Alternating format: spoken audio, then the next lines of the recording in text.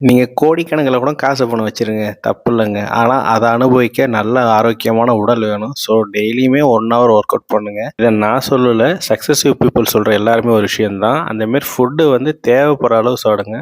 ஃபுல்லா கட்டுக்கட்டுன்னு கட்டாதீங்க. As usual customer கால் பண்ணாங்க. விழுப்புரம் மாவட்டத்தில உள்ள ரெட்ட அணை போணும் அப்டின்னாங்க. சரி ரைட்டு நானும் வண்டிய சல்லுன்னு எடுத்து கஸ்டமர் வீட்டுக்கு போயிட்டேன். அங்க போய் பார்த்தா, புது பொண்ணு மாப்பிள்ளை ஜோடியா நிக்கிறாங்க. "என்னங்க இது?" அப்டின்னேன். "தம்பி கல்யாணம்லாம் முடிஞ்சிருச்சு. மறு வீடு அழைப்பு விடுறோம் மாப்பிள்ளை வீட்டுக்கு. ஸோ அங்க தான் போறீங்க" அப்டின்னாங்க.